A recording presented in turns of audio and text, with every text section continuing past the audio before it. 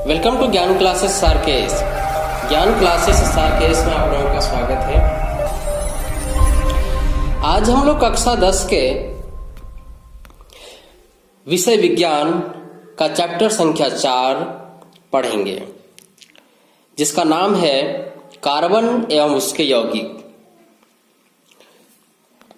यह जो चैप्टर है आपके क्लास 10th के अंतिम परीक्षा जो बोर्ड लेती है उसके हिसाब से तो महत्वपूर्ण है ही, लेकिन आपके आने वाले सिलेबस के अंतर्गत भी ये अत्यंत महत्वपूर्ण हो जाता है। अर्थात जब आप इंटरमीडिएट की पढ़ाई करोगे साइंस स्ट्रीम से, वहाँ पे भी आपको केमिस्ट्री में एक ऑर्गेनिक केमिस्ट्री का पार्ट पढ़ना पड़ेगा, जहाँ पे कार्बन के बारे में ही आपको ज़्यादा से ज़्यादा चीज़ें पढ़ने को मिलेंगी।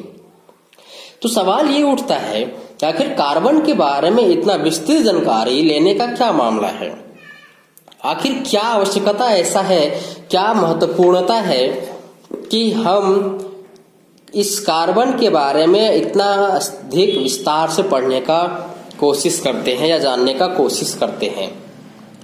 तो कार्बन जो है एक ऐसा तत्व है जो लगभग सभी पदार्थों में पाया जाता है, चाहे वो लिविंग थिंग्स हो नॉन लिविंग थिंग्स हो, कार्बन होता ही है।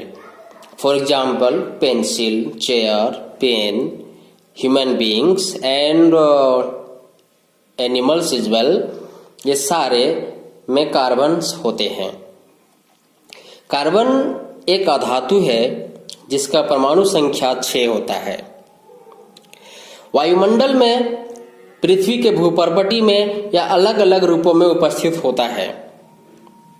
वायुमंडल में कार्बन डाइऑक्साइड के रूप में कार्बन 0.03% उपलब्ध है। भूपर्वटी में कार्बोनेट के रूप में CO3 के रूप में 0.02% और अन्य रूपों में भी उपलब्ध है, जैसे कि हाइड्रोजन कार्बोनेट, कीटोन ग्रुप, ये अलग अलग ग्रुप हैं जो इसके या फिर प्रक्रियात्मक समूह है जिसके बारे में हम लोग को इस चैप्टर में पढ़ना भी है। तो इसमें से पाठ को शुरू करने से पहले कुछ चीजों को हम लोग जानने का कोशिश करेंगे। वो चीजें होंगी कि आखिर कोई भी जो तत्व है वो अपने इलेक्ट्रॉन्स को कब रिलीज करता है या किसी को कब देता है, किसी से कब लेता है, वो क्या कंडीशंस होती है जिसके आधार पर ही कोई भी तत्व जो है वो अपने इलेक्ट्रॉन्स को किसी को देता है या फिर उससे लेता है।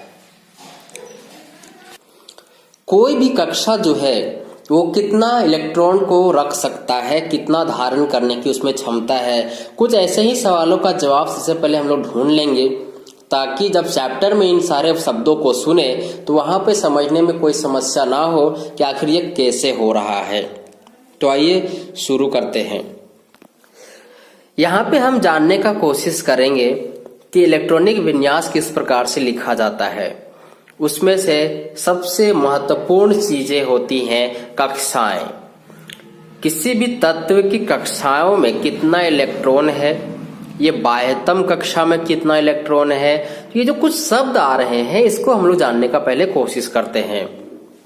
तो सबसे पहले कुछ तत्वों को लेते हैं जिसके हम लोग परमाणु संख्या यहाँ पे लिखने का कोशिश करेंगे, जैसे कि हाइड्रोजन। उसके बाद हम लोग जानने का कोशिश करते हैं कार्बन के बारे में और ऑक्सीजन के बारे में। जो बातें हमें जाननी है इन 3 तत्वों से क्लियर हो जाएगा। ठीक है, आप जानते हो कि 4 सेल उपलब्ध है हमारे यहाँ, जिन्हें हम कहते हैं K, L, M और N सेल। अब सवाल ये उठता है कि इन सेलों में या इनमें कितने इलेक्ट्रॉन रखने की क्षमता है। तो इनमें इलेक्ट्रॉन रखने की जो क्षमता है वो डिपेंड करता है एक फॉर्मूला पे, जिसको हम लोग जानते हैं 2n² के रूप में। ठीक है, यहाँ पे n क्या है, यहाँ पे n है कक्षा की संख्या, मतलब ये पहली कक्षा, दूसरी, तीसरी और चौथी। तो अगर पहली कक्षा का बात करें तो यहाँ पे n के स्थान पे 1 बिठा देंगे तो यह हो जाएगा स्क्वायर इंटू 2, तो ये हो जाएगा 2। मतलब जो पहली कक्षा है वो रखेगा 2 इलेक्ट्रॉन। ठीक है। दूसरी कक्षा जो है वो इसी प्रकार से 2 दूना 4 और 2 8 इलेक्ट्रॉन रखेगा। तीसरी कक्षा रखेगा 18 इलेक्ट्रॉन और चौथी कक्षा जो है वो रखेगा 32 इलेक्ट्रॉन। अब यहाँ पे एक और बात समझने वाली है कि अगर ये चारों कक्षाएं जो है वो भर जाएं तब इलेक्ट्रॉन कहाँ जाएंगी। तब आता है उप कक्षा, जिसको सबसेल या फिर ऑर्बिटल कहा जाता है। वो अभी ज्यादा इतना जानने का जरूरत नहीं है, वो आपको आगे क्लास में जानना है। तो यहाँ पे जो हमने तत्व लिए हैं, ठीक है, मतलब हाइड्रोजन, कार्बन, ऑक्सीजन, ठीक है। तो इनकी जो परमाणु संख्याएं हैं वो हाइड्रोजन का होता है 1, कार्बन का होता है 6, ऑक्सीजन का होता है 8। किसी भी तत्व का पहला उद्देश्य होता है कि वह स्थायी हो जाए। वह स्थायी मतलब क्या है कि वह उसके बाह्यतम कक्ष में जितना इलेक्ट्रॉन होना चाहिए था उतना इलेक्ट्रॉन वह गेन करना चाहता है, चाहे वो किसी को देना पड़ जाए उसके लिए या फिर किसी से लेना पड़ जाए, वो अपने आप को स्थायी रूप में देखना चाहता है। तो तत्व हाइड्रोजन जो है उसके पास 1 इलेक्ट्रॉन है जो सबसे पहला कक्षा में ये भेजेगा। अब इसके पास इलेक्ट्रॉन है ही नहीं, और अगर इलेक्ट्रॉन है ही नहीं तो वह अगला कक्षा में जाएगा नहीं। कार्बन पहला कक्षा का ये 2 इलेक्ट्रॉन धारण करने की क्षमता इसको 2 देगा। 2 देने के बाद इसके पास अभी भी 4 बचा हुआ है, तो ये अपना अगला कक्षा में भेज देगा। ऑक्सीजन के पास भी 8 इलेक्ट्रॉन है, ये 2 इलेक्ट्रॉन के कक्षा को देगा, बाकी का 6 इलेक्ट्रॉन एल कक्षा को देगा, ठीक है। आप यहाँ पे एक और हम ले लेते हैं ताकि ज्यादा समझ में आ जाए, वो है मैग्नीशियम। मैग्नीशियम का परमाणु संख्या होता है 12, जिसके पास पहला कक्षा में 2 इलेक्ट्रॉन देने के लिए पूरा है। 2 के बाद बचा मेरे पास 10 इलेक्ट्रॉन। दूसरी कक्षा को ये 8 इलेक्ट्रॉन दे सकता है, ये 8 भेज देगा। बचा बाकी का 2 इलेक्ट्रॉन वो एम सेल में चला जाएगा, ठीक है। आई थिंक ये बात समझ में आ रहा होगा कि हम लोग कैसे इलेक्ट्रॉनिक विन्यास को लिखते हैं, ठीक है। चलिए, अब यहाँ पे एक शब्द आ रहा था बाह्यतम कक्षा।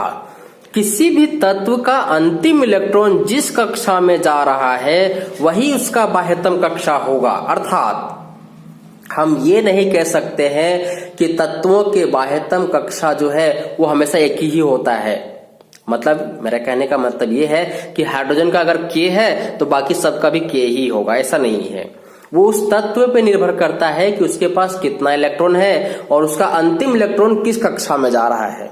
तो हम यहाँ देख रहे हैं कि हाइड्रोजन का अंतिम इलेक्ट्रॉन मतलब एक ही इलेक्ट्रॉन है जो कहाँ जा रहा है, के कक्षा में जा रहा है। अर्थात इसका बाह्यतम कक्षा के हो गया। कार्बन का जो अंतिम इलेक्ट्रॉन है वो जा रहा है एल कक्षा में, जो इसका बाह्यतम कक्षा होगा। उसी तरह से मैग्नीशियम का अंतिम इलेक्ट्रॉन जो है वो एम कक्षा में जा रहा है, इसलिए इसका बाह्यतम कक्षा एम होगा। अब सवाल ये है मेरा कि कोई भी तत्व जो है अपने इलेक्ट्रॉनों को कब किसी को देता है और कब किसी से लेता है, ये काम कब होता है। तो इसके सबसे पहले ये जानना होता है कि उसके बाह्यतम कक्षा में कितना इलेक्ट्रॉन रखने की क्षमता है। अगर हम बात करें एल सेल की, तो एल सेल का जो इलेक्ट्रॉन धारण करने की क्षमता है वो है 8, और 8 का आधा करें तो होता है 4।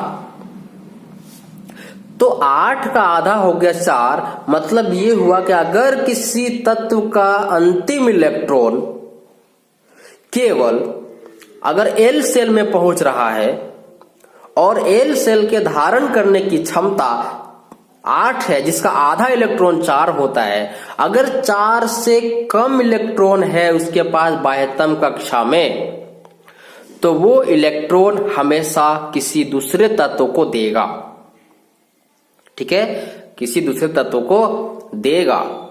और अगर 4 से ज्यादा इलेक्ट्रॉन है तो वो दूसरे तत्वों से लेगा, ठीक है, दूसरे तत्वों से लेगा। लेकिन यहाँ पे कार्बन के साथ एक समस्या उत्पन्न हो जाती है कि इसके पास बेचारा के पास 4 इलेक्ट्रॉन है। तो हम लोग बोलते हैं कि इसके पास दोनों प्रॉपर्टी होता है, 4 लेने वाला भी और 4 देने वाला भी। समस्या ये है कि ये किसी को ना ही दे सकेगा और ना ही सही से ले सकेगा। क्या कारण है इसके पीछे, इस बात को समझते हैं। ये है हमारा कार्बन। इसके पास दो तो स्थायी, इसमें तो कुछ करेगा नहीं, जो करेगा यहाँ पे। अगर ये किसी को देने का सोचता है तो आप जानते हो कि इसका प्रोटॉनों की संख्या जो है वो इतना ही होता है जितना कि इसका परमाणु संख्या होता है, तो ये हो गया 6। ठीक है, तो ये 4 दे दिया किसी को तो इसका एनर्जी बहुत ज्यादा खर्चा होगा। इतना एनर्जी खर्चा होगा कि बाकी जो इलेक्ट्रॉन घूमते घूमते इसी के केंद्र जाके नाभिक में गिर जाएगा, जो इसका अस्तित्व समाप्त कर देता है। और अगर किसी से ये ले लिया तो 4 लेगा, 4 इसको पूरा करने के लिए दूसरा सेल में 8 इलेक्ट्रॉन चाहिए, 4 है, 4 और लेगा। तो जैसे ही 4 ये लेगा, यहाँ पे 4 और 4 8 और ये 2 10 इलेक्ट्रॉन हो जाएगा और इसका प्रोटॉन की संख्या है 6। अब जितना क्षमता नहीं है उतना लेके ये बैठ जाएगा तो फिर कैसे काम चलेगा, तब भी समस्या है। अर्थात कार्बन जो है वो किसी को इलेक्ट्रॉन देता नहीं है बल्कि हमेशा साझेदारी करता है। मतलब ये हो कि भैया एक इलेक्ट्रॉन तुम लगाओ, एक हम लगाएंगे, तुम मेरा इस्तेमाल करो, हम तुम्हारा इस्तेमाल करेंगे, ऐसा रूल पे चलता है। और इस प्रकार से कार्बन जिसके साथ एक इलेक्ट्रॉन दे लेकर के जो बॉन्ड बनाता है उसको कहते हैं सहसंयोजक आबंध।